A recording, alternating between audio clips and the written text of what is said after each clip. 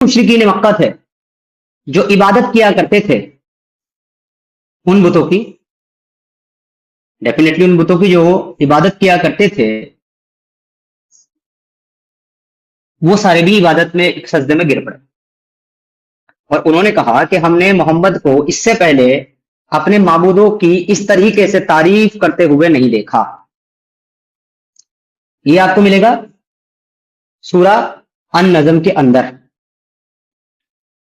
सूरा अन-नज़्म जो आपको मिलते हैं कुरान के अंदर 53 नंबर। ये देखिए 53 के अंदर है ये तिलकल गरानीक वाली आयतें 19-20 और उसके बाद 21 यहां पर जो आई है वो तिलकल गरानीक वाली आई है, लेकिन उसको बाद में तब्दील किया गया। किसमें कहा गया क्या तुम्हारे लिए लड़के और अल्लाह ताला के लिए लड़कियां हैं?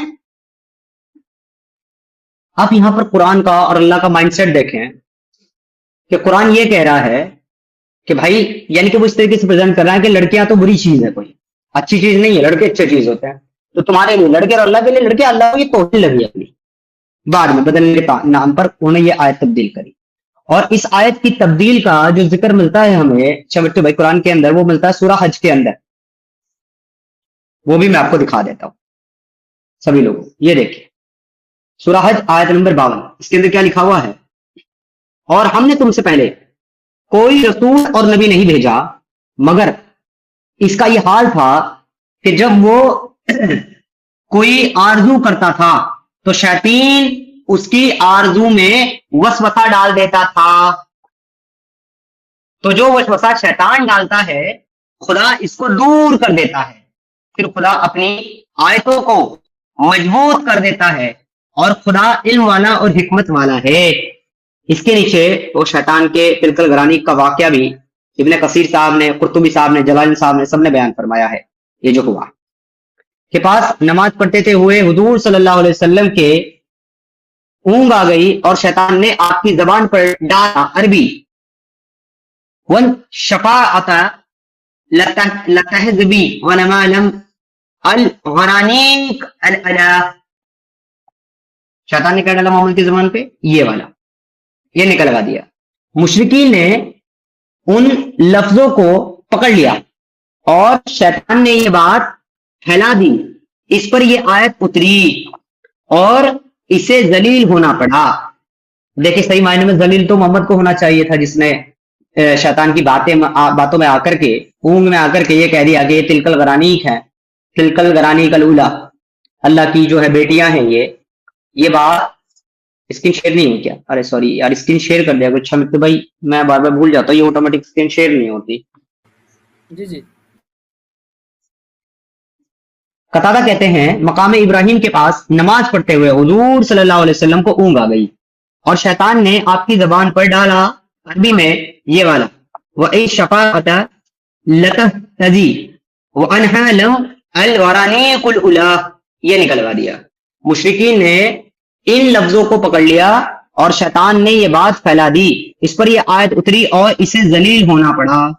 इब्ने अबी हातिम में है कि सूरत नज़्म नाजिल हुई और मुशरिकीन कह रहे थे कि अगर ये शख्स हमारे माबूदों को अच्छे लफ्जों में जिक्र करे तो हम इसे और इसके साथियों को इसे छोड़ दें, मगर उसका तो ये हाल है कि वो यहूदो नसारा और जो लोग इसके मुखालिफ हैं इस सब से ज्यादा गालियों और बुराई से हमारे माबूदों का जिक्र करता है। ये जो कहते हैं ना गालियां देते हो तुम गालियां देते हो नबी को, अल्लाह को, तो देखिए तफसीर इब्ने कसीर के अंदर इब्ने हातिम का कौल नकल किया गया है, जहां पर वो खुद बता रहा है कि यहूद नसारा को तो बुरा बोलता ही है मोहम्मद, लेकिन ये जो मुशरिकीन मक्का है इन माबूदों को तो बहुत गंदी गंदी गालियां देता।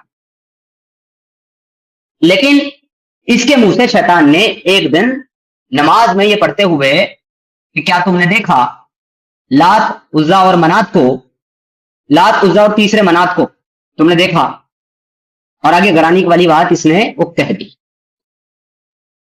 अब हमको एक चीज देखनी है कि जब इसने मोहम्मद ने सजदा किया ये आयत के ऊपर, और आपको एक और मजेदार बात बताता हूं अच्छा मृत्यु भाई, कुरान के अंदर ऐसे बहुत सारे मकामात हैं जहां पर अगर आप पढ़ते पढ़ते नमाज के अंदर तिलावत करते करते या कुरान पढ़ते हुए अगर आप उस मकाम पर पहुंच जाएं तो आपको सजदा करना पड़ता है।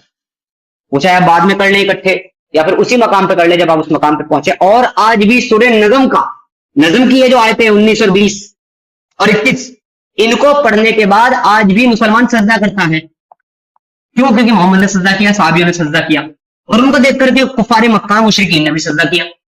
तो आज भी मुसलमान, हालांकि वो तिलकर कराने वाली आयत हटा दी गई सूरह हज की आयत में, लेकिन आज भी मुसलमान इस मकाम के ऊपर सजदा करता है।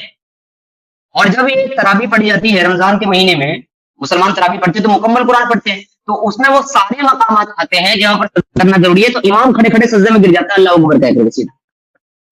और वो एक मकाम ये नहीं, तो ये आज भी सजदा कर रहे हैं उस मकाम पर कि क्या तुमने देखा लात उज्जा और तीसरे मनात को? मोहम्मद ने भी किया था। अब हम ये देखते हैं कि ये जो सजदा है, ये जो सजदा करना पड़ता है, क्योंकि वहां पे तीसरी तो नहीं थी, वहां तो गरानी की आयत थी, गरानी की आयत के बाद फौरन सजदे में गिर जाता था मोहम्मद। तो ये सजदा प्यारे मोहम्मद ने कितने दिन तक, कितने वक्त तक किया है, ये मैं आपको थोड़ा सा दिखाता हूं। Let me share my screen. अब मैं आपको रेवलेशन ऑर्डर से दिखाऊंगा कि असल में सूरह नजम कब नाजिल हुई और फिर सूरह हज कब नाजिल हुई है। देखिए सर, सूरह नजम 23 नंबर पे नाजिल हुई है, जो आज कुरान के अंदर 53 नंबर पे है, एक्सेप्ट 32 फ्रॉम मदीना। इसकी नजम की 32 नंबर की जो आयत है सिर्फ वो मदीना में नाजिल हुई है, वरना ये पूरी सूरह मक्का में नाजिल हुई है 53 नंबर पे आज मौजूद है कुरान के अंदर, जबकि रेवलेशन ऑर्डर के मुताबिक ये 23 नंबर की सूरह है। और इसका जवाब जो दिया है वो सूरह हज ने दिया है। मतलब सूरह हज की जो आयत मैंने अभी आपके सामने रखी है कि आपसे पहले ऐसा कोई नबी नहीं गुजरा जिसने कोई ख्वाहिश की हो और शैतान ने उसके अंदर जो है वो इंटरफेयर ना कर लिया हो। हालांकि हम अपनी आयतों को बाद में शैतान वदूद से पाक कर देते हैं। तो सर ये आ गई सूरह हज, अल हज, और इसकी 52 और 55 नंबर की आयत के अलावा बाकी सारी जो है सूरत जो आयतें हैं वो मदीना में नाजिल हुई है, यानी कि माइग्रेट होने के बाद। अब मक्का में मोहम्मद 12 या 13 साल तबलीग किया, उसके बाद मदीना चला गया और 10 साल वहां जिंदा रहा। और जब मक्का में वो रह रहा था, तबलीग कर रहा था, तो 23 नंबर पे सूरह नजम नाजिल हुई थी, जिसमें तिलकर कराने वाली आयत थी। फिर सूरह हज ने इसको एब्रोगेट किया। सूरह हज का कितने नंबर पे आई है? 103 नंबर पे। Point to be noted. अच्छा मृत्यु भाई, 80 सूरत नाजिल होने के बाद, 80 चैप्टर बीच में नाजिल होने के बाद अल्लाह को याद आया कि अरे अरे अरे तिलकल कराने वाली आयत तो शैतान ने दी थी, इसे क्यों पढ़ रहा है मोहम्मद और सजदे कर रहा है। और इसका अगर आप टाइम पीरियड में वक्फा देखें तो इसका टाइम पीरियड में वक्फा है 12 साल। बाप रे, बीच में 12 साल का गैप। जी, सूरह नजम नाजिल होने के बाद मक्का में सूरह नजम नाजिल हुई और उसके 12 साल के बाद सूरह हज मदीना में नाजिल हुई है। 12 साल तक मोहम्मद तिलकल गरानीक वाली आयत में सजदे करते रहा है। ये तो गड़बड़ है बाबा। और ये क्यों कर रहा था भाई मोहम्मद? क्यों कर रहा था? क्योंकि शैतान ने उसको गलत आयत दे दी, उसको गलत पाठ पढ़ा दिया। जबकि मोहम्मद तो कहता है कि मेरा शैतान तो मुझे सिर्फ अच्छी बातों का हुक्म करता है, वो तो मुसलमान हो गया।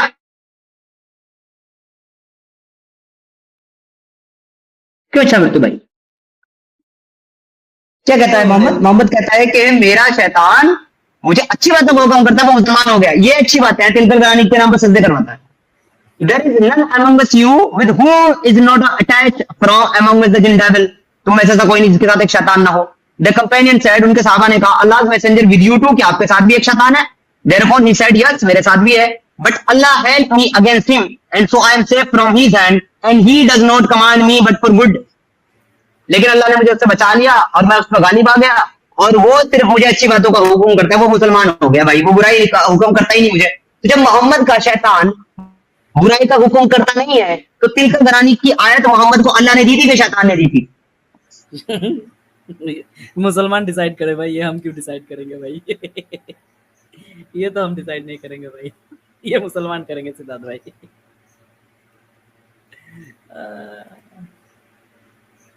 ठीक है सर, मुसलमान को पूछ लेते भाई, मोमिन है हमारे साथ, एक बैक स्टेज में ऐड करते हैं। अरमान साहब अपना माइक अनम्यूट कर लें। कैसा है मुस्लिमों, कैसी है तबीयत?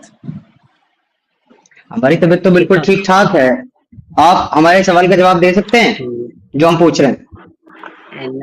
नहीं, मैं पूछ रहा हूँ क्यों इतना मेहनत करके पेपर करता है झूठी बात बोलने के लिए? कुछ अच्छे से कमा, अच्छे से जीना, झूठ मूठ कर कर इतनी अरे मेहनत भाई रातों ये मेहनत ठीक है करना। हिदायत तो चाहिए। ठीक है तो अरे अरे ठीक है तो सलाह की जरूरत नहीं है। तुम ये कह दो कि ये हदीस सही मुस्लिम की जो है और ये कुरान की जो आयतें हैं वो झूठी हैं। मैं भी बंद कर देता हूँ झूठ को। नहीं नहीं, जनरल तो बोला जो कुछ तो मैं पूरा वीडियो नहीं देखा तेरा, कुछ तो तू बोल रहा था 1 घंटे से, पता नहीं क्या बोल रहा था, क्या दिमाग में चल रहा है तेरा। बस एक ही बात बताऊँ, भाई इस्लामिक मैंने एक अवेकनिंग घंटे पर। से मैंने 1 घंटे से कुरान की आयतें और हदीसें कोट की हैं। अगर ये कुरान की ठीक है। आयतें और हदीसें झूठी हैं तो तू बोल दे, मैं मसला खत्म कर देता हूँ यहीं। नहीं मैं पूरा सुना नहीं, मैं तेरा कुछ भी नहीं सुना और सुनता भी नहीं हूँ। हाँ, बस बोलने के लिए इस्लामिक अवेकनिंग चैनल ना चल रहा है, सुनता वहाँ पे नहीं है जाके बात। सुनता नहीं है लेकिन बकचोदी करने फिर भी आता है ना। जैसे तू आया है वैसे इस्लामिक अवेकनिंग वालों को बुला ला, मैं बात करने के लिए तैयार हूँ, ले आ जा। नहीं तुम्हारे पास क्या है ना, तुम्हारे पास ढंग नहीं है, तुम लोग गाली गलौज करते हो ना शौक में, इसलिए वो नहीं आते। तुम्हारे पास ना ढंग है, अच्छा बस पैसों के लिए। अच्छा, तो सुनो सुनो, हम तो गाली गलौज करते हैं नहीं करते वो तो बात की बात है। लेकिन वो जो जिन इस्लामिक अवेकनिंग वालों को तू बोल रहा है वो तो हमें ऐड ही नहीं करते। तो जाके देखा ना, जो अभी तेरा तो स्क्रीन भी शेयर किया है ना, अभी जो चालू है उन लोगों का, जा जाके लिंक भेज देख वहाँ पे। नहीं लेते अगर नहीं, पब्लिक की अगर तरह देख। उन्होंने अगर अगर उन्होंने मेरे को जाने के बाद अगर उन्होंने ऐड ना किया और जैसे कि तूने बदतमीजी का एतराज किया, उन्होंने मेरे साथ बदतमीजी की तो तू इस्लाम छोड़ेगा? नहीं छोड़ूंगा, मुझे बदतमीज बोल दे, बोल दे, उन लोग पब्लिक को बता दे, ये लोग बदतमीजी नहीं तो लेते, फिर तो ये लोग फिर भी बदतमीज तो कर फिर करते मैं हैं क्यों ना। जाऊं? तो फिर मैं तो क्यों मेरा जाऊं? इस्लाम रहने तो नहीं, तुझे क्या है? मैं बोल रहा हूँ तू बदतमीजी चैनल है, तुम लोगों को गाली गलौज करते हो, हजूर सल्लल्लाहु अलैहि वसल्लम को अबे गुस्ताखी करते हो ये। अबे भाई सुन मेरी बात, अबे भाई जिसकी तू मुझे दावत दे रहा है वहां पे सिर्फ 100 लोग सुन रहे हैं, सिर्फ 100 लोग। उनका भी प्रमोशन हो जाएगा, उनको बोलो मेरे चैनल पे आकर के बात कर ले मेरे से, प्रमोशन हो जाएगा, मैं दे दूंगा प्रमोशन उन्हें। नहीं, प्रमोशन की जरूरत नहीं है, कोई प्रॉब्लम नहीं है प्रमोशन के, उन लोगों को मैं उनका भी नहीं हूँ। बस बोल रहा हूँ, जब से तू बोल रहा है ना मुसलमान कुछ अगर बोलते नहीं। प्रमोशन की प्रमो अच्छा जा एक काम कर सुन, तू चाहता ना मैं वहां जाऊं, तू चाहता ना मैं वहां जाऊं, ठीक है मैं वहां जाने के लिए तैयार हूँ। उनकी स्ट्रीम ज्वाइन कर जा करके और उनको बोल कि वो मुझे इनविटेशन दे, वो कहे कि एक्सक्लूसिव समीर आ जाए हमारे साथ डिबेट कर ले, मैं आता हूँ, जा बुलवा दे। अरे मुनकादमी नहीं, जा भी जो चल रहा है ना वहाँ पे, आन कर लिंक, ऐसे ही मैंने ऐड किया, सब जा आन अबे कर। तो बोल तो, और अबे भाई बोल, अबे डंगर मैं बोल तो रहा हूँ तेरे को। जैसे मेरी स्ट्रीम पे आया है ना बोलने के उनको जाके ज्वाइन कर, वैसे उनकी स्ट्रीम पे जा और उनको बोल कि एक्स मुस्लिम समीर लाइव है, उसको बोलो कि वो आपके साथ आके डिबेट करे, वो आ जाएगा, मैं आता हूँ, बस बुलवा दे जाके, जा ठीक है, अच्छा ठीक है, जा अरमान चाहिए क्या? तेजी के अच्छा साथ जा, अरमान। मैं देख रहा हूँ, हाँ जी। मैं देख रहा हूँ, सीधा तेजी के साथ जा और तेजी के साथ जाके बोल। अच्छा जी, और ठीक है, मैं जाके जाता हूँ। बोलना, और और अरमान जाते जाते जाते एक चीज देख के जा बस भाई। बस मेरे तरफ से तुझको एक ही चीज बोलना है। बाप को भेज। क्या जा बात है? बाप के पास जा अपने और उसको बोल कि ऐलान कर स्ट्रीम में एक्स मुस्लिम समीर के साथ डिबेट करने के लिए तैयार हैं हम, एक्स मुस्लिम समीर आ जाए डिबेट करने। जा, मैं सुन रहा हूँ, अगर उन्होंने बोला तो तुरंत ज्वाइन करूंगा, जा जल्दी जा, भाग जल्दी अरमान, देर हो जाएगी। तेजी के साथ जा, बैक स्टेज में बैठ जा। चल मैं निकाल देता हूँ बाहर, जा जा करके बुलवा।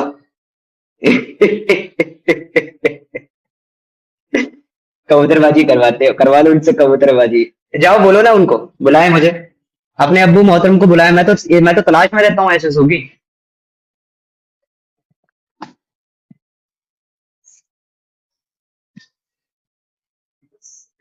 जी, तो हम अपनी बात को कंटिन्यू करते हैं। तो इच्छा मृत्यु भाई, सजदा करना जो है, सुजूद जो है, वो एक्ट ऑफ वर्शिप है। पक्का राइट सर? जी, बिल्कुल। एक्ट ऑफ वर्शिप है सुजूद। मोहम्मद तिलकल गरानीक पर लात उज़्ज़ा और मनात को सजदे करता रहा 12 साल, और अल्लाह को याद ही नहीं रहा 12 साल तक कि भाई ये आयत तो शैतान ने दी थी, मोहम्मद इसमें सजदे क्यों कर रहा है, मैं इसको रोकूं। अल्लाह को 12 साल बाद याद आता, अरे भैया रुक जा, सॉरी सॉरी फॉर लेट, 12 साल बाद आई एम हियर। वो आयत मैंने हटा दी और वो आयत शैतान की तरफ से थी।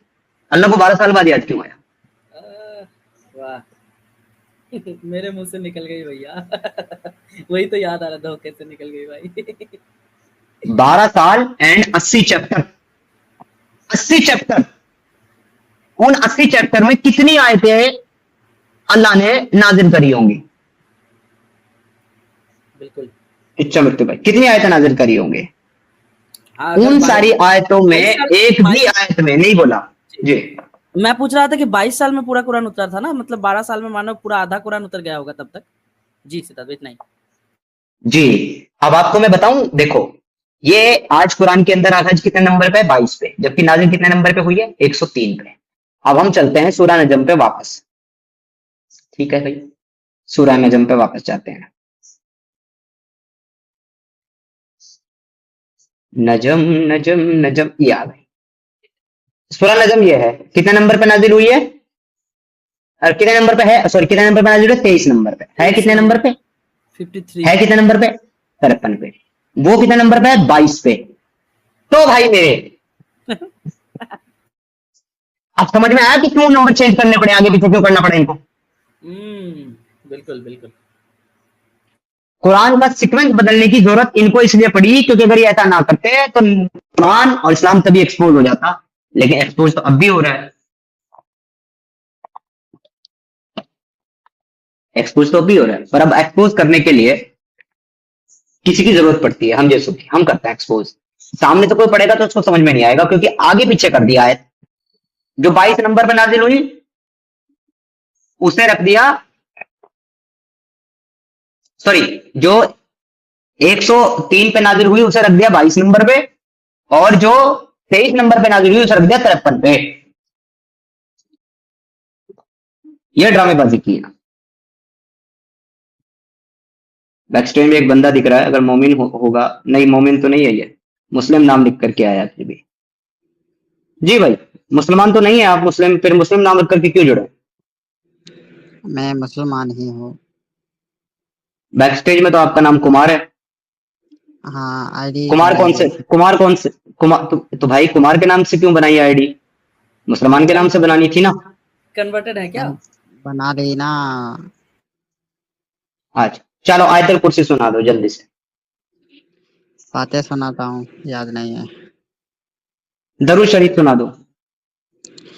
अल्लाहुम्मा सल्ली अला मोहम्मद व अला आले मोहम्मद। आगे। क्या सुना दिया ना? अल्लाहुम्मा सल्ली अला मोहम्मद व अला आले मोहम्मद। बस हो गई दरूद शरीफ पूरी? हाँ, ये भी दुरूद शरीफ ही है।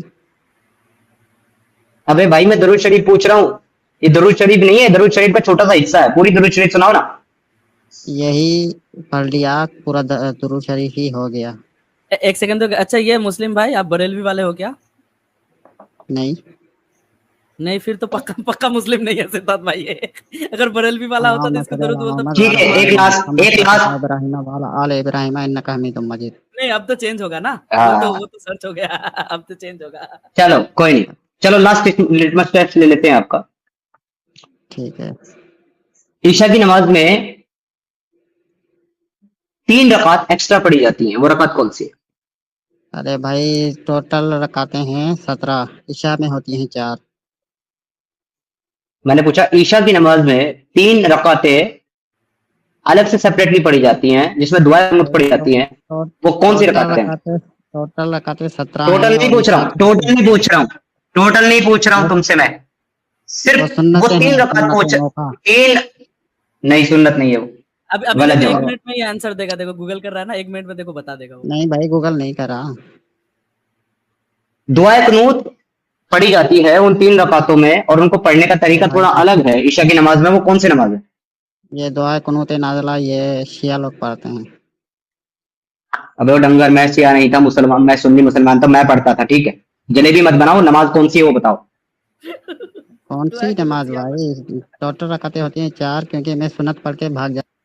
टोटल रकात 4 कैसे हो जाएगी बेडंगर, जब 70 रकात है टोटल? अरे टोटल पूरी 17 रकातें हैं पूरे दिन की, समझे? और ईशा की होती हैं 4। पूरे दिन के पूरे दिन की 70 रकातें हैं? कैसे, जरा गिनवा दो जल्दी से। फर्ज फर्ज ओ भाई, 4 सुना फर्ज बताऊं? नहीं पूछ रहा हूँ ना, फर्ज नहीं पूछ रहा हूँ ना, सिर्फ वो सुनते हैं ना, सिर्फ मैं तो फर्ज नहीं फर्ज पूछ ही। रहा हूँ। हाँ, 4 4। मैं फर्ज नहीं पूछ रहा हूँ तुमसे, फर्ज तो 17 है, लेकिन मैं तुमसे ईशा की रकात पूछ रहा हूँ। ईशा में टोटल कितनी रकात होती है? ओ भाई, टोटल 7 पढ़ते हैं। 7 पढ़ते हैं टोटल। कौन कौन सी जरा बता दें। हाँ 4 फर्ज करके 2 सुन्नत पढ़ के 2 करके एक अलग पढ़ के बता दे। 4 सुन्नत 2, जैसे 4 फर्ज 2 सुन्नत 6 हो गए। 7 बताइए तुमने। एक रकात कौन सी है जो सेपरेट पड़ी जाएगी अकेली। वो सुन्नत है वो भाई, ये सुन्नतें हैं भाई। आप फर्ज नमाज पढ़ेंगे या एक सुन्नतें रकात कौन एक रकात कौन सी है। तूने कहा 4 फर्ज 2 सुन्नत 6 हो गई। अब वो एक रकात की नमाज कौन सी है। उसको बोलते हैं सुन्नत मौका एक मौकदा। वो एक रकात की होती है। मौका सुन्नत मौका होती है एक, और एक रकात की होती है, उसमें एक रकात होती है ना। मौका अरे सजद, सुन्नत मौका तुमको नहीं मालूम क्या? नहीं मुझे सुन्नत मौका मालूम नहीं, मुझे सुन्नत धोखा मालूम है। ये सुन्नत मौका कौन सी होती है। सुन्नत चलो मौका सही है, धोखा जो सुन्नत तुम दे रहे धोखा ही हो। हो गई। चलो सही सुन्नत है। धोखा वो है जो तुम दे रहे हो मुस्लिम यहाँ पे। हाँ भाई मत करो ये सब भाई, टाइम वेस्ट मत करो। कुमार साहब नहीं टाइम नहीं वेस्ट नहीं मत कीजिए नहीं, भाई। मेरी बातें और भी अच्छी लगेंगी तेरे। अरे अच्छी नहीं लग रही भाई, रिपीट जुड़िश करो आप। बात सुन जुड़िश बात सुन। ब्लॉक कर दूंगा। नॉन मुस्लिम स्ट्रीम में भी नहीं जुड़ पाएगा, ठीक है। यहाँ पे ना बदतमीजी मत कर। आई बात समझ में। बाप को नहीं सिखाते बेटा, बाप से सीखते हैं, बाप को सिखाते नहीं है। मुस्लिम नाम लिख करके आ गया, कुछ भी बकवास किए जा रहा है। सुन्नत मौका एक रकात। अबे दुनिया में एक रकात की नमाज ही नहीं है, मिनिमम 2 रकात की नमाज होती है, उससे कम नमाज है ही नहीं। एक रकात की कोई नमाज ही नहीं है। तू पता नहीं कौन सी रकात भाग लाया सुन्नत मौका। वो भी सुन्नत मौका नहीं है गधे, वो भी सुन्नत मौकिदा होती है। भाई सुन्नत मौका मौकिदा होती है, मौका नहीं होती। ये कुछ देर में गाली देने वाला था, पता है सिद्धार्थ भाई। रखो इसको, देखो कुछ देर में नहीं गाली भाई, देगा। मैं क्यों गाली दूंगा? क्या भी क्या है भाई, सच बता लाइव में। 3 रकात कौन सी पढ़ी जाती है जिसमें दुआएं पढ़ी जाती है। 3 रकात कौन सी है वो बता दो। अरे भाई, ये इंसान की हाथ है, ये इनकी बनाई हुई है, क्योंकि मैं सिर्फ फर्ज ही पढ़ता हूँ और कुछ भी नहीं। क्या करूं इसका, मैं क्या जुमा का करूं। मुसलमान है। अच्छा यूनुस भाई तो हमारा मुसलमान है ना, तो या फिर एक्स मुस्लिम है, सॉरी मैं भूल गया। यूनुस भाई एक्स मुस्लिम है राइट। यूनुस भाई तो हाँ मुस्लिम है। वो कोई जुमा का मुसलमान मुसलमान है वो सिर्फ। वो जुमा का मोमिन जुमा का वो कुमार भाई। अच्छा भाई ये बता दे, चल ये बता दे भाई, वुजू में कितनी रकात होती है मुस्लिम भाई। वुजू में कहाँ से रकात हो गई पागल इंसान? वुजू अच्छा वुजू में रकात नहीं होती, तो फिर एक रकात की नमाज कौन सी होती है। अरे भाई, वो सुन्नत है पागल, है रकात नहीं है। अबे मेरे भाई, एक एक रकात की कौन सी सुन्नत पड़ी जाती है, वही तो पूछ रहा हूँ। कौन से टाइम पड़ी जाती है एक रकात हो जिसमें सिर्फ सुन्नत मौका, वो आप कभी भी पढ़ सकते हैं। मौका। मौका सुन्नत मौका। पाकिस्तान के मौका साथ वो मिलेगा मैच तो आता हम था भी ना, बता देंगे। वो पाकिस्तान के साथ जब मैच होता था आता था मौका। इसको वो गाना सुनाओ, इसको वो गाना सुनाओ कि अपने लवर को धोखा दो, हमें भी थोड़ा मौका दो। इसको वो वाला गाना सुनाओ, मौका मौका। धोखा तो ये अपने आप को दे रहा है मुसलमान बोल के सिद्धार्थ। अगर सच में मुसलमान होगा भी ना, तो ये धोखा वो अपने आप को दे रहा है, किसी और को नहीं। मौका मिलेगा तो हम बता देंगे तुम्हें कितना धोते हैं यहाँ सुनो। हम मोमिनों को बड़ा धोते हैं यार, बट अनफॉर्चुनेटली तुम सिर्फ टाइम वेस्ट कर रहे हो क्योंकि तुम मोमिन नहीं हो। And this stream is only for Muslim. Chess साहब को ऐड करते हैं। चैस साहब शायद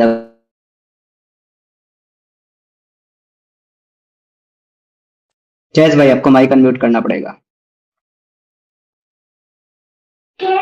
हाँ हेलो। जी चैस भाई, मुस्लिम है आप। हाँ ओके सर, दरूद शरीफ सुना दे सर। अल्लाहुम्मा सल्ली अला मुहम्मद व अला आलि मुहम्मद कमा सल्लैता अला इब्राहीम व अला आलि इब्राहीम इन्नका हमीदुम मजीद। अल्लाहुम्मा बारिक अला मुहम्मद व अला आलि मुहम्मद कमा बारकता अला इब्राहीम व अला आलि इब्राहीम इन्नका हमीदुम मजीद। जी प्यारे भाई शुक्रिया। और ये जो बैठा है मुस्लिम, देख कान खोल करके सुन ले, इसको कहते हैं दुरूद शरीफ जो चैस भाई ने सुनाई। ठीक है, इसको बोलता है जा तू थोड़ा पढ़ लिख करके आ, अगर कॉपी करना है तो कॉपी ढंग से करके आ पहले। जी चैस भाई, क्या ख्याल है आपका आज के हमारे टॉपिक के ऊपर। सर आज के टॉपिक पे तो मैं बात नहीं करना चाहता हूँ, मुझे एक दूसरी बात पूछना था आपसे। अगर आप अच्छा अभी बता सकते हैं तो ठीक है, वरना जर्नल डिस्कशन जो दिन रहेगा वो दिन आ जाऊंगा। नहीं ठीक है, आप मुस्लिम है ना, मैं सुन रहा हूँ, बताइए हाँ, क्या पूछना चाहते हैं। वो बिग बैंग के ताल्लुक से मुझे पूछना था एक बार कि बिग बैंग जैसे जब हुआ था तो वो एक नुक्ते पे हुआ था ना, वो बिग बैंग एक नुक्ते से आगाज आप हुआ था पूरा। पहले तो मुझे बिग बैंग पे बात करने से पहले तो मुझे आप एक बात बता दें कि आप बिग बैंग में यकीन करते हैं, बिग बैंग के होने में। हाँ, ओके, तो सर फिर आप मुसलमान कैसे हुए बिग बैंग में अगर यकीन करते हैं, क्योंकि बिग बैंग का तो कॉन्सेप्ट इस्लाम में है ही नहीं नहीं, कहीं ना कहीं से तो आगाज हुआ ही है ना। आजकल के जो अपने जैसे जावेद अहमद नहीं। मेरे गांधी भाई, हैं ये। अगर मेरे भाई, अरे छोड़ो यार, गांधी को अपनी बात करते हैं हम लोग, गांधी आधे से ज्यादा झूठ बोलता है, लेकिन एनीवे आप ये कह रहे हैं कि मैं बिग बैंग में मानता हूँ, तो अगर आप बिग बैंग में मानते हैं तो आपको तो हम्म, जो है ना single cell, double cell, evolution, हम्म, इन सब में भी मानना पड़ेगा ना। और अगर आप ये सब में मानेंगे तो फिर तो इस्लाम गलत हम्म। साबित हो जाएगा, क्योंकि अल्लाह ने तो आदम को और हव्वा को बना करके भेजा, फिर उनकी औलादों से दुनिया चली। इवोल्यूशन जैसी कोई चीज तो इंसानों में हुई नहीं इस्लाम के मुताबिक। नहीं सर, मैं अभी है ना बहुत दिनों से ना आपकी हिस्ट्री में देखता हूँ, और अपने ये है हारिस सुल्तान है और अपना साहिल है, ये लोगों की बातें देख रहा हूँ, बहुत सारी बातें मुझे समझ में आ रही हैं। लेकिन बिग बैंग के ताल्लुक से जैसे कॉन्सेप्ट ऑफ गॉड पे बात होती है ना, तो वहाँ पर आमतौर से ये बताया जाता है कि बिग बैंग से पहले क्या था, साइंस से ये कुछ नहीं बता पाती कि वो इल्म में है नहीं अपने, मतलब साइंस के इल्म में वो चीज़ नहीं है। लेकिन जैसे एक इंसानी जहन, इंसानी दिमाग है, वो तो सोचता है ना बहुत सारी चीजें। जैसे बिग बैंग के लिए एक नुक्ता दरकार है, वो नुक्ता कहीं ना कहीं तो मौजूद होगा ना, ऐसा थोड़ी कि वो कहीं मौजूद नहीं होगा और बिग बैंग हो गया। तो अच्छा, उसको मैं तो थोड़ा सी, मैं नहीं चाहता हूँ आप, कि आप थोड़ा सी हाँ, उसको एक्सप्लेन कर दें जरा सा। जी, जी। तो अच्छा। 2 पॉइंट बस यहाँ पे बहुत शॉर्ट में रखूँगा, जहाँ जहाँ तक मैंने हम्म, आपका स्टेटमेंट सुना। तो देखिए, हम्म, मतलब पहले मैं रीज़नेबल पोज़ीशन क्या होता है वो बता दूँ, कि अगर अभी हम्म। मैं चेस भाई आपसे पूछूँ कि मैंने हाथ में इस वक़्त क्या पकड़ के रखा है, बताइए तो? मेरे हाथ में अभी क्या है? अभी आप तो दिख ही नहीं रही मुझे। नहीं, मेरे हाथ में अभी क्या है, मतलब अगर आप इस कंडीशन में मैं आपसे पूछूँ, तो एक लॉजिकल और हाँ, रीज़नेबल पोज़ीशन क्या होगा आपको? कि मुझे नहीं पता, राइट? कि आपके हाथ में क्या है? हाँ, बराबर, बराबर, जी। बराबर। तो कोई भी एक हम्म, इन्फॉर्मेशन अगर हमारे पास नहीं होता है, देखिए साइंस कभी भी हम्म। ना 2 नंबर ही नहीं करता है। साइंस को जहाँ तक नॉलेज होता है वो बोलता है पता है, आगे का हम ढूँढ हाँ, रहे हैं। बराबर, लेकिन बराबर। रिलीजियस रिलीजियस जो खास करके इस्लामिक जो ये है कि उस हम्म, नॉलेज गैप का इस्तेमाल करके उस गैप में जब गॉड को या फिर अल्लाह को बिठाने की कोशिश करता है, तो इसको God of the gaps fallacy बोला जाता है, लॉजिकल फैलेसी बोला जाता है। मतलब मान के हाँ, चले कि बराबर। डिस्कशन में 2 नंबरी को लॉजिकल फैलेसी बोला जाता है। ये यहाँ तक बात क्लियर है कि जहाँ तक हमें नहीं ओके। पता, हमारा रीज़नेबल पोज़ीशन है, हमें नहीं पता। अब आई रीज़न सही की बात बात। है। तो देखिए बिग बैंग को हाँ। इस तरीके से एक्सप्लेन किया जाता है कि एक धमाका-धमाका बोलते हैं, नहीं, बिग बैंग कोई धमाका नहीं है। हम्म, अगर साइंटिफिक हम्म, एक्सप्लेनेशन देखें तो एक किसी और कंडीशन में हमारा यूनिवर्स था, वो एक्सपैंड हम्म। होना शुरू हुआ, एक मैसिव एक्सपेंशन की बात करता हाँ, है बिग बैंग। तो हाँ, अब आप बराबर सर, पूछेंगे आप कि सही जी, बोल रहे हैं। जी, अगर आप पूछेंगे हाँ। कि उस एक्सपेंशन के पीछे का रीज़न क्या है, तो हमें नहीं हम्म, पता पहली बात, और दूसरी बात कि अगर आप बोलेंगे कि हर चीज़ के पीछे कुछ ना कुछ रीज़न होता है, ये चीज़ हमारे ऑब्जर्वेबल यूनिवर्स में एप्लीकेबल है। ये जो न्यूटन के लॉज़ हैं, ये हमारे ऑब्जर्वेबल यूनिवर्स में एप्लीकेबल है। लेकिन हमारे ऑब्जर्वेबल यूनिवर्स के बाहर भी साइंस के लॉज़ सेम तरीके से काम करती है। इसका कोई प्रूफ हमारे पास नहीं है। इसके चांसेस बहुत ज़्यादा है कि हमारे ऑब्जर्वेबल यूनिवर्स के बाहर साइंस के लॉज़ जो है अलग तरीके से काम करते हो, जो हमें नहीं पता। क्योंकि अगर आप एकदम क्वांटम ज़ोन में जाके देखेंगे ना, एकदम क्वांटम मतलब जो साइंस है, क्वांटम ज़ोन में जाके देखेंगे, एकदम क्वांटम लेवल हम्म, पे जाके आप देखेंगे तो वहाँ पे जो सूक्ष्म कण होता है, वो कुछ-कुछ कण हम्म, अपने आप बनते हैं, अपने आप बर्बाद होते हैं विदाउट एनी रीज़न्स। तो इससे हमें एक आइडिया मिलता है कि ऑब्जर्वेबल यूनिवर्स के बाहर साइंस के लॉज़ इसी तरीके से काम करेंगे कि हर चीज़ के पीछे कुछ ना कुछ रीज़न है, ऐसा ज़रूरी नहीं है। यहाँ तक हमारा नॉलेज है। जी, चेस भाई। ठीक है सर, आपकी पूरी बात से मैं इत्तेफाक करता हूँ, लेकिन एक इंसानी जहन होने के नाते मतलब मुझे मेरे अंदर सोचने समझने की सलाहियत है ना, तो उस बेस पे मैं ना साइंस के पीछे जा रहा हूँ ना मैं धर्म के लेवल पे बात कर रहा हूँ। मैं एक बात समझने के लिए बात कर रहा हूँ। जैसे आपने अभी बताया कि क्वांटम लेवल पे जो वो रहते हैं, समझ एटम रहते हैं जो, वो खुद जी, ब जी। खुद बनते हैं ऑटोमेटिक। तो उसके जी। लिए स्पेस की जरूरत है ना सर, उसके लिए ज़रूरत जरूरत है। तो वो बिग बैंग का जो नुक्ता था, जो एक्सपेंशन की वजह से पूरी कायनात वजूद में आई, तो उस नुक्ते के लिए स्पेस का रहना जरूरी है कि नहीं है? मैं ये बात पूछना नहीं, चाहता ये हूँ एकदम मैंडेटरी पॉइंट। नहीं है, क्योंकि ये सेम बात मैंने पूछा था रिसेंटली, हमारे एक साइंटिस्ट भैया है, उनको मैं लाऊंगा अपने चैनल पे एक दिन, इसी सेम चीज पे मैं डिस्कशन शुरू करूंगा।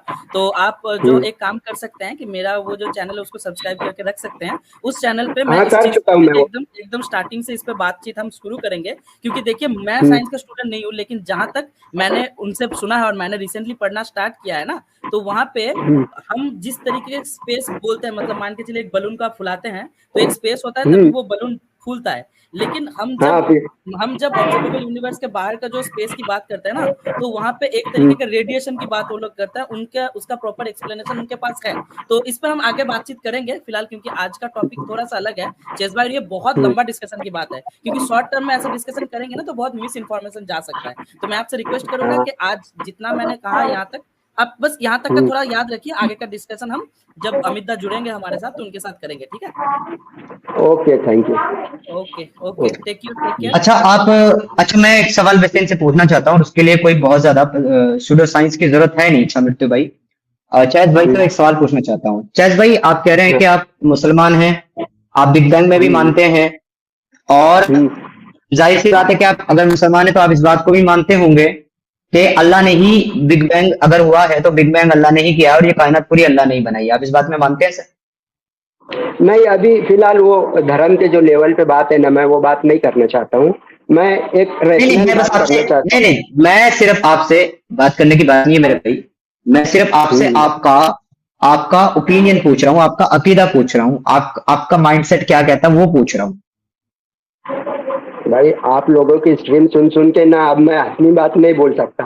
अब मैं सोच रहा हूँ कि शुरू से एक चीज पूरी फाइनल करके चली जाए कि क्या है। अभी तक तो मैं मानते आया हूँ सर कि अल्लाह ताला ही ने ये सब कुछ किया है, लेकिन आप लोगों की बात सुनकर अवैस इकबाल है, उनकी बातें, हारिस सुल्तान है, इन लोग की डिबेट है जो कैसर राजा से है इवोल्यूशन पे, और बहुत सारी, मैं तकरीबन 1 महीने से आप सब लोगों को सुन रहा हूँ, लेकिन उसकी वजह से ना अब थोड़ा सी अपने आप को मॉडिफाई करने की कोशिश में, मैं ये नहीं चाहता कि भाई आखिरत में मेरा नुकसान हो ठीक है, जाए। मैं आपकी बात समझ गया प्यारे भाई। मैं आपको एक छोटा सा आर्ग्यूमेंट दे रहा हूँ, ठीक है? आप उस पर भी उस नजरिए पे थोड़ा सोचिएगा। जब आप आए थे तो आपने आकर के एक बात करी थी कि बिग बैंग से पहले क्या था ये साइंस को नहीं मालूम, साइंस हमें नहीं बताया। मैं इस बात से आपकी एग्री करता हूँ कि हाँ, अभी साइंस इस बारे में कुछ बात कहने से, कोई इन देने से अभी कतई जाए, ठीक है? वो कहता है कि हम नहीं जानते कि भाई इससे पहले क्या था, उसकी इन्फॉर्मेशन अभी हमारे पास है नहीं। लेकिन सर अगर हम एक मजहबी अकीदे को देखें और आपके जैसे ख्यालात वाले इंसान से हम ये बात करें कि भाई बिग बैंग ठीक है हुआ था और अल्लाह ने बिग बैंग के जरिए कायनात को बनाया, क्योंकि बहुत सारे लोग तो सूरह अंबिया की आयत नंबर 30 में भी बिग बैंग ढूंढने लगते हैं और कहते हैं देखो बिग बैंग का जिक्र। तो मैं सिर्फ ये सवाल पूछना चाहता हूं आपके जरिए, आपसे बातचीत के जरिए लोगों से, कि अगर आप ये सवाल पूछ सकते हैं कि बिग बैंग से क्या था, पहले क्या था, वो आपको नहीं पता क्या, तो आप कैसे बिग बैंग का दावा करते हैं? तो उनसे मेरा ये सवाल है कि जिस वक्त बिग बैंग हुआ था आपका अल्लाह उस वक्त कहां मौजूद था और क्या कर रहा था? क्या इसका जवाब किसी मुसलमान के पास है? इसका जवाब तो मैं ये दे सकता हूँ कि जैसे बिग बैंग का वो नुक्ता आगाज जो था उसके लिए किसी न किसी स्पेस की जरूरत थी, तो मतलब स्पेस था।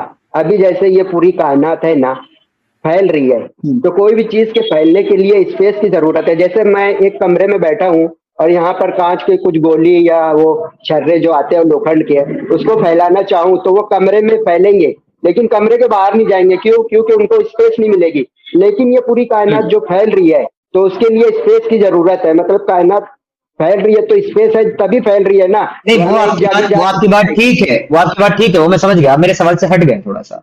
मैं यही तो पूछ रहा हूँ कि उस वक्त जब ये बिग बैंग हुआ था तो उस वक्त आपके अल्लाह मियाँ जो है वो कहाँ मौजूद थे? वो उसी स्पेस में होंगे ना जिस स्पेस में वो नुक्ता था। ठीक है, और आपको आपके अल्लाह मियाँ ने कुरान की कौन सी आयत में ये बात बताई है कि मैं स्पेस में था जब मैंने बिग बैंग किया? नहीं, ये बात तो बताई नहीं गई है कहीं पर। बात ये है भाई, कि बिग बैंग हुआ है स्पेस में, खाना में बिग बैंग हुआ है, तो उसी स्पेस में जो है अल्लाह भी हो सकता है। ये सिर्फ आपकी सोच है, अल्लाह ने ऐसा नहीं कहा कहीं भी, ये आप खुद से अज्यूम कर रहे हैं। नहीं, सुनो ना, किसी भी मोशन के लिए एक एनर्जी की जरूरत रहती है, एक फोर्स की जरूरत रहती है ना। ये दो कानून तो है साइंस में कि कोई भी चीज को हरकत देने के लिए उसके ऊपर फोर्स लेकिन मेरे भाई एनर्जी को क्रिएट नहीं किया जा सकता है ना, एनर्जी को डिवाइड किया जा सकता है, एनर्जी को जो है ना वो मॉडिफाई किया जा सकता है, फॉर्म चेंज किया जा सकता है, बट उसको क्रिएट या डिस्ट्रॉय नहीं किया जा सकता। साइंस ये भी तो कहता है।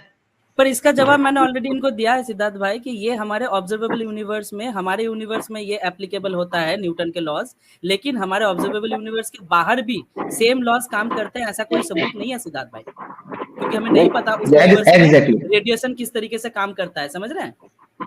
ये भी है। और जिसको हम सोचते हैं ना कि जहां पे हम सोचते हैं, मेरे जहां तक अंडरस्टैंडिंग, क्योंकि मैं हाल फिलहाल में ये पढ़ना स्टार्ट किया हूं कि वो कौन सा स्पेस था जहां पे हमारा यूनिवर्स एक्सपेंड कर रहा था, मुझे जहां तक अभी तक मैंने जहां तक पढ़ा है, तो हम जैसे सोचते हैं कि एक अलग से जगह में वो फैल रहा है, लेकिन वो जगह क्रिएट होते हुए जा रहा है। जहां तक मैंने मतलब बहुत इजी वे में अगर समझाऊं तो रेडिएशंस अलग अलग तरीके से रेडिएशंस वहां पे काम करते हैं और वो जगह क्रिएट होते हुए जा रहा है, जहां तक मुझे समझ में आया, बहुत इजी लैंग्वेज में अगर बताऊं मैं आपको। तो वो किस पोजीशन में है, किस स्टैंड में है, हमें क्यों नहीं पता इस वक्त, क्योंकि जब तक हम किसी चीज को ऑब्जर्व नहीं करेंगे हमें पता नहीं है वो कौन से कंडीशन में है।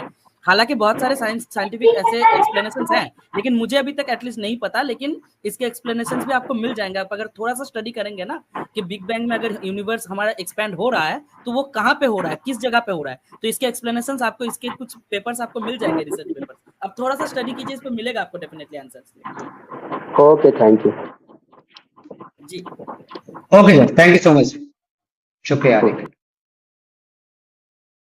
जी। तो नेक्स्ट कॉलर को ऐड करते हैं और मैं जो है तब तक एक और मजेदार चीज लेकर के आता हूँ। वो जिसको मैंने नहीं, देखिए ये जो है ये सही मुस्लिम की 2814 है, प्लेन विदाउट शुगर कोटिंग, ठीक है सर।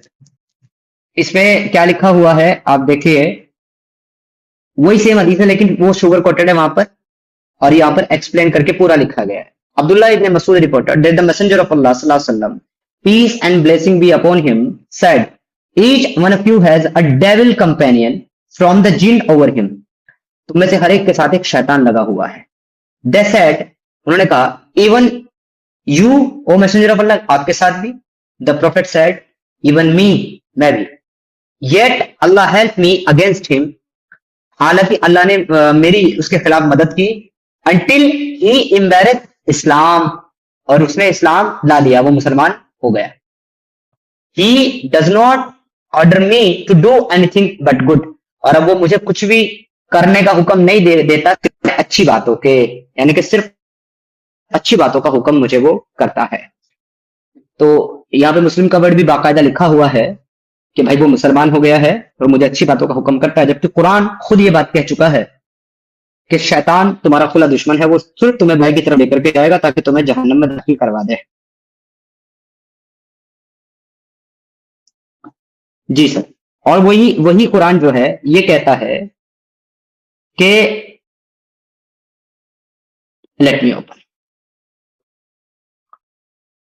ये चैप्टर नंबर 17 की वर्ड्स नंबर यहां पर 60, ये कहती है, मेरे सच्चे बंदों पर तेरा कोई काबू और बस नहीं, तेरे रब